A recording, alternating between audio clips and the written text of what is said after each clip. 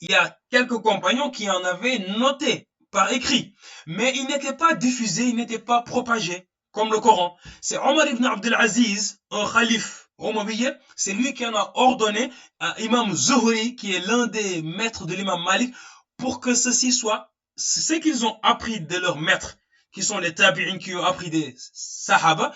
Il leur a demandé de le réunir en livre, de l'éditer, de l'écrire, pour ne pas également, par crainte que les savants des hadiths disparaissent et que les hadiths du prophète soient perdus. Donc ça a été réuni en livre et que ça a été propagé comme le Coran. Et il dit que si également toute innovation est haram, le fait qu'aujourd'hui tu apprennes les hadiths, que tu saches que le prophète a dit ça, ceci est haram, parce que le fait que tu connaisses des hadiths, cela te vient du fait que les savants l'ont noté dans des livres et que ça a été propagé, que le prophète ne l'a pas fait. Et que même ses compagnons ne l'ont pas fait, ça a été fait après les compagnons, par des tabi'in, ou des tabi'in, par des suiveurs des compagnons, ou des suiveurs des suiveurs. Donc la deuxième voire troisième génération. Alors, le, les hadiths dont il est question ici, les hadiths dont il est question, Kullu bid'atin dalala, donc il dit que ceci, il y a l'imam Akhrajahu al-Hakim, donc Hakim l'a apporté dans son Mustadrak. Mustadrak, c'est un livre qui veut rattraper les hadiths que Bukhari et Muslim n'ont pas sortis. Ça s'appelle Mustadrak al-Hakim, Hakim Naysaburi. Donc c'est un grand savant également de science. Ça s'appelle aussi, c'est un Sahih. Vous savez qu'en Sahih, il n'y a pas que Bukhari et Muslim en Sahih. Il y a Sahih également, il y a Hakim, donc il y a le Mustadrak de Hakim. Il y a également Sahih ibn Hibban, ibn Khuzayma. Alors, deuxième hadith, donc ça, tudammir kull shay'in, donc ça c'est un verset du Coran. Le hadith qui dit que man sanna fil islam, que toute personne qui innove en islam. Il dit que ce hadith là, akhrajahu Muslim wa Tirmidhi wa Abu Daoud wa Tabarani wa Ibn Majah wa al-Bazzar. Wa alfaz mukhtalifa, et que les termes sont différents d'un hadith à l'autre, mais ça va dans le même sens. Il a dit le quatrième hadith, donc le numéro 4 qu'il a noté. Il est où ce numéro 4? Alors, ceci. Man ahdatha fi amrina hadha ma laysa minhu fa huwa radd, que toute personne qui innove en notre affaire, dans notre affaire, quelque chose qui n'en fait pas partie, qui ne trouve pas sa justification, sera rejeté. Celui qui l'a sorti, c'est l'imam Ahmad. Akhrajahu l'imam Ahmad, wa al-Bukhari. Bukhari l'a également sorti, wa Muslim, wa Abu Daoud, wa Ibn Majah. Tout ceci, ils l'ont sorti. Alors, le propos d'Ibn Hajar, il dit qu'il se trouve dans Fathul Bari, Sharh Sahih al-Bukhari.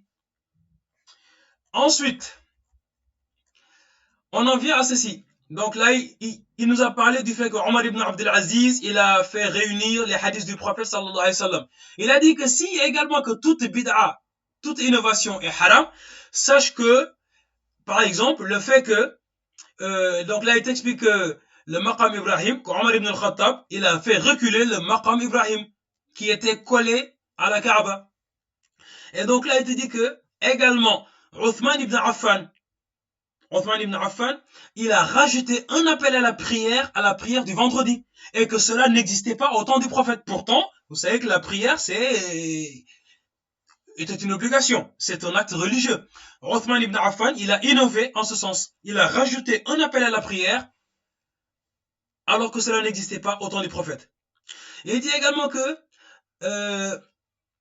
voilà, walam yakun ala ahdi Nabi sallallahu alayhi wa sallam, que cela n'existait pas au temps du prophète, ni d'Abu Bakr, ni de Omar.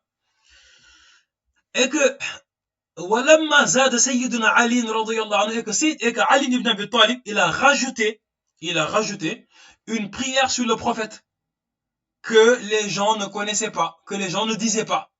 Cette prière sur le prophète, c'est laquelle? Donc là, donc il te donne, donc voilà, on va en venir tout à l'heure. Et il dit également que, walamma zad ibn Mas'ud radiyallahu anhu fi tashahhud.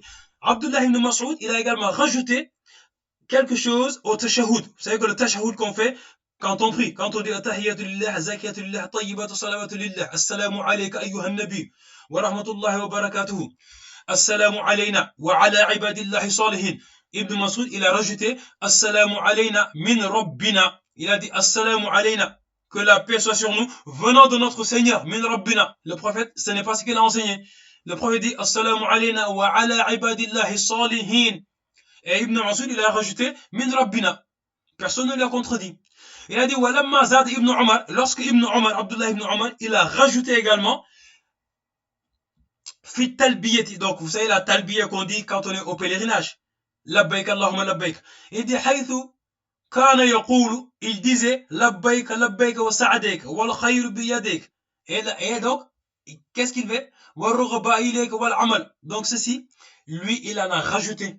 Abdullah ibn Omar, il a rajouté quelque chose que le prophète n'a pas fait. Mais ce n'est pas répréhensible parce que ça trouve sa justification dans le Coran et la Sunna. Il dit que tous ses compagnons, ils ont innové, ils ont apporté des choses qui n'existaient pas au temps de Mustafa, le prophète. Vous savez que le prophète s'appelle aussi Mustafa. Donc au temps du prophète sallallahu alayhi wa sallam. Et ce sont des actes d'adoration. Et personne parmi les gens renommés en science, parmi les compagnons, ne l'a rejeté. Et il dit que durant les 4 premiers califes, personne n'a rejeté ces actes-là. Alors qu'eux, ils sont plus à même de rejeter toute chose qui ne fait pas partie de leur religion. Donc, il nous explique également que des ajouts qui vont dans ce sens-là sont nombreux. Exemple, vous savez que le Coran, au temps du prophète, et même des 4 califes, il n'y avait pas les accents sur les lettres. Il n'y avait pas les noms des sourates qui étaient écrits, sourate, il n'y avait pas les numéros des sourates.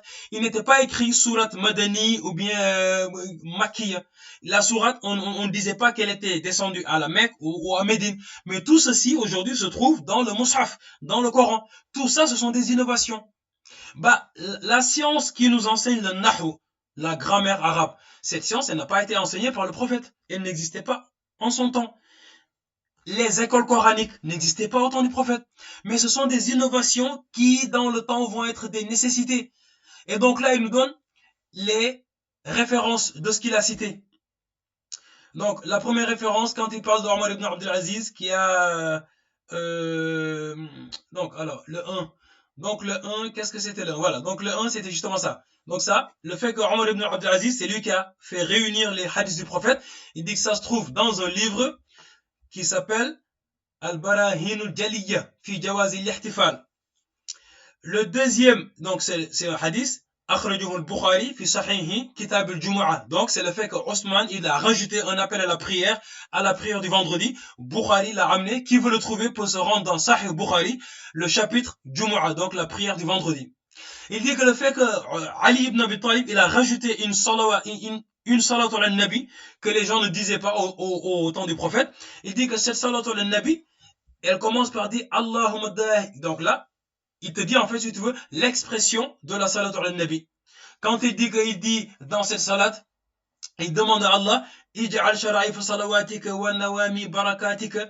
Donc là, ala sayyidina Muhammadin abdika wa rasulika al-fatih lima ughliqa wal khatim lima sabaqa. Tu vois, al-mu'lin al-haqq bil-haqq. Donc là, il est en train de te donner la version que Ali ibn Abi Talib il récitait en salat al-nabi. Donc ça, c'est une version que l'imam Ali, il a récité. Et il n'y a personne qui vit aujourd'hui au monde qui connaît mieux la sunna que l'imam Ali. Personne. Et donc il dit que cette version de la salat al-nabi que faisait l'imam Ali, qu'il a rapporté, il a dit Dhakaraha al-Qadi Iyad. Qadi Iyad, c'est un grand savant qui a écrit une belle biographie du prophète dans un livre qui s'appelle Ash-Shifa. Donc il l'a dit fi Ash-Shifa. Il a dit Wal Jazuli également l'a rapporté fi Dalail al-Khayrat. Wal Qastalani également, il l'a rapporté dans un livre qui s'appelle Al-Mawahibul Laduniyya. Tout ça, ce sont des grands savants, des sommités de l'islam. Il a dit, Qala al-Qastalani, que ceci a été rajouté par l'imam Ali ibn Abi Talib, karramallah wajha. Bon, karramallah wajha, attention, ce n'est pas consacré qu'aux chiites. Karramallah wajha, ça veut dire qu'Allah bénisse son visage. Qu'Allah, voilà, mette la baraka sur le visage de l'imam Ali. Ce n'est pas un terme chiite. Bien, c'était un petit éclairage.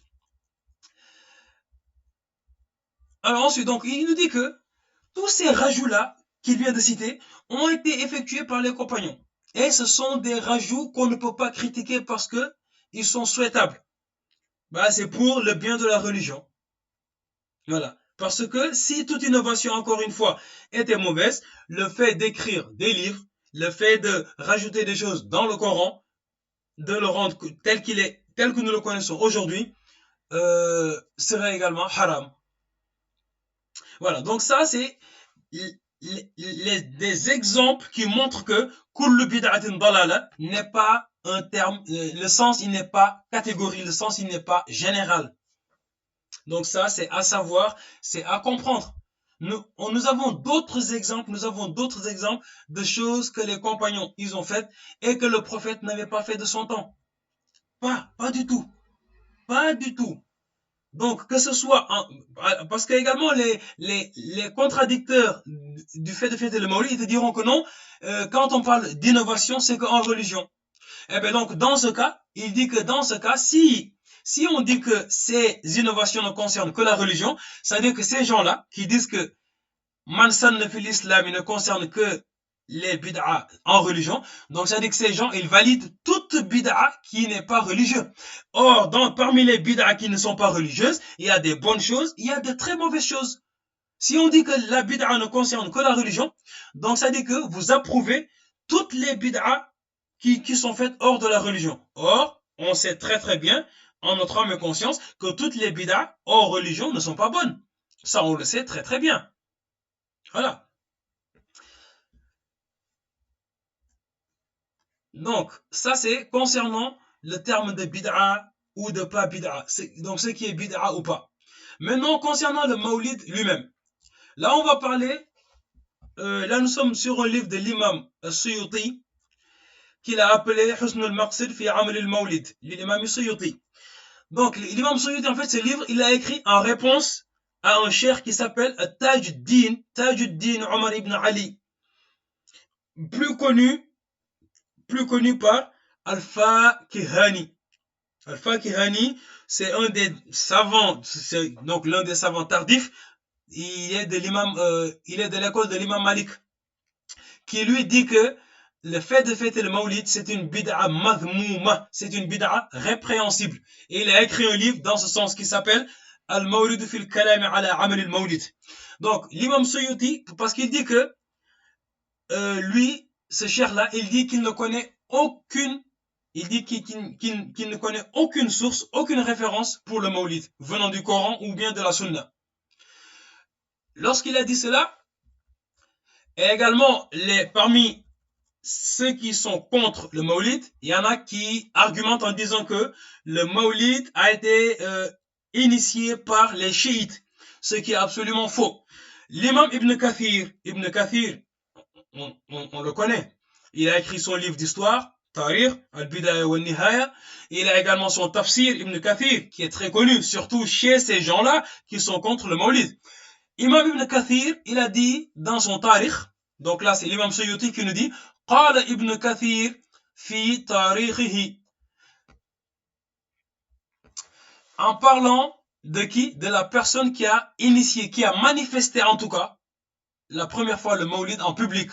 Il a dit كان يعمل المولد الشريف في ربيع الأول ويحتفل به احتفالا هائلا وكان شهما شجاعا بطلا عاقلا عالما عادلا رحمه الله وأكرم مثواه. Ibn Kathir, il dit que en parlant des Malik al-Muzaffar, parce que le Malik al-Muzaffar, c'est un roi qui a été le premier à manifester le Maulid en public. Ibn Kathir dit que, donc là, vous voyez, وأول من أحدث ذلك صاحب الإربل ملك المظفر. Donc là, c'est Imam Suyuti qui le dit. Il dit que le premier qui a fait le Maulid en public, c'est Malik al-Muzaffar. Il dit que Ibn Kathir a dit à son propos que c'est lui qu'il faisait le Maulid, qu'il fêtait le Maulid durant le mois de Rabi' al-Awwal, le mois dans lequel nous sommes là. Et qu'il faisait une grande fête pour le Maulid. Et Ibn Kathir rajoute, وَكَانَ شُهْمًا, il dit que c'était un gentleman. Shuja'an, que c'était un guerrier. Batalan, que c'était un courageux. Aqilan, c'était un homme intelligent. Aliman, c'était un savant. Adilan, c'était un juste. Rahimahullah wa akrama mathwahu. Ibn Kathir est en train d'invoquer la miséricorde d'Allah pour ce monsieur qui a été le premier à manifester le Maulid en public. Ça, c'est Ibn Kathir. Bien. Maintenant, toujours dans ce même livre de l'imam Suyuti, on va se rendre à la page 7 pour écouter ce que le monsieur qui a écrit le livre pour être contre le Maulid, ce qu'il nous a dit. Alors, donc le monsieur lui, qu'est-ce qu'il dit? Que le premier à avoir fêté ça, c'est qu'il ne connaît aucune source pour le Maulid. Maintenant, si on se rend à la page 9, lui, qu'est-ce qu'il dit? Il dit وقلت وبالله توفيق لا أعلم لهذا المولد أصلا في كتاب ولا سنة. Il dit qu'il ne connaît aucune source pour le Maulid, que ce soit ni dans le Coran ni dans la Sunna. Bien. Alors, que lui répond l'imam Suyuti? Donc, l'imam Suyuti, il répond. Il dit وأقول أما قوله لا أعلم لهذا المولد أصلا في كتاب ولا سنة. Il dit le fait qu'il dit qu'il ne connaisse pas une source pour le Maulid